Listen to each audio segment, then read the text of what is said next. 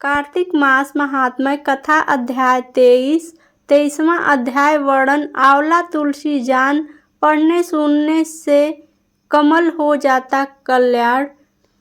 नारद जी बोले, हे राजन, यही कारण है कि कार्तिक मास के व्रत उद्यापन में तुलसी की जड़ में भगवान विष्णु की पूजा की जाती है।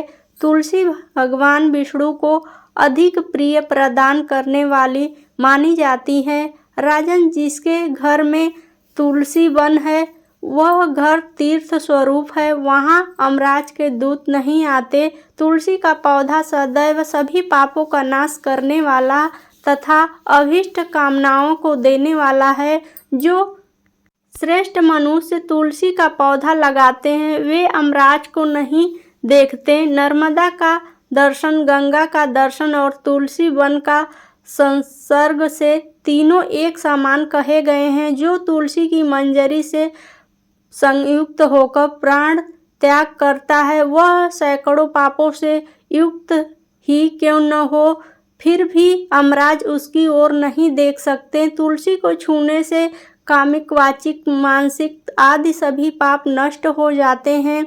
जो मनुष्य तुलसी दल से भगवान का पूजन करते हैं वह पुनः गर्भ में नहीं आते, अर्थात जन्म मरण के चक्कर से छूट जाते हैं। तुलसी दल में पुष्कर आदि समस्त तीर्थ, गंगा आदि नदियाँ और विष्णु प्रभृति सभी देवता निवास करते हैं। हे राजन, जो मनुष्य तुलसी के काष्ठ का चंदन लगाते हैं उन्हें सहज ही मुक्ति प्राप्त हो जाती है और उनके द्वारा किए गए पाप उसके शरीर को छू भी नहीं पाते। जहाँ तुलसी के पौधे की छाया होती है वहीं पितरों की तृप्ति के लिए श्राद्ध करना चाहिए। जिसके मुख में, कान में और मस्तक पर तुलसी का पत्ता दिखाई देता है उसके ऊपर अमराज भी दृष्टि नहीं डाल सकते। फिर दूतों की तो बात ही क्या है। जो प्रतिदिन आदर पूर्वक तुलसी की महिमा सुनाता है वह सब पापों से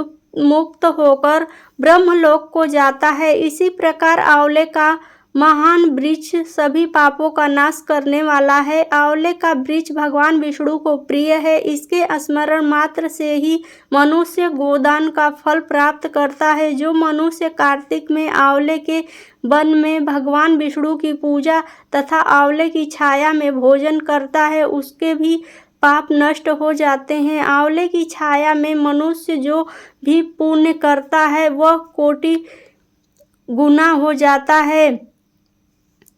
जो मनुष्य आंवले की छाया के नीचे कार्तिक में ब्राह्मण दंपति को एक बार भी भोजन देकर स्वयं भोजन करता है वह अन्य दोष से मुक्त हो जाता है। लक्ष्मी प्राप्ति के इच्छा रखने वाले मनुष्य को सदैव आंवले से स्नान करना चाहिए। नवमी, अमावस्या, सप्तमी, संक्रांति, रविवार, चंद्र ग्रहण तथा सूर्य ग्रहण के दिन आंवले से स्नान नहीं करना चाहिए। जो मनुष्य आंवले की छाया में बैठकर पिंडदान करता है उसके पितर भगवान विष्णु के प्रसाद से मोक्ष को प्राप्त होते हैं। जो मनुष्य आंवले के फल और तुलसी दल को पानी में मिलाकर स्नान करता है उसे गंगा स्नान का फल मिलता है। जो मनुष्य आंवले के पत्तों और फलों से देवताओं का पूजन करता है उसे स्वर्ण, मणि और मोतियों द्वारा पूजन का फल प्राप्त होता है।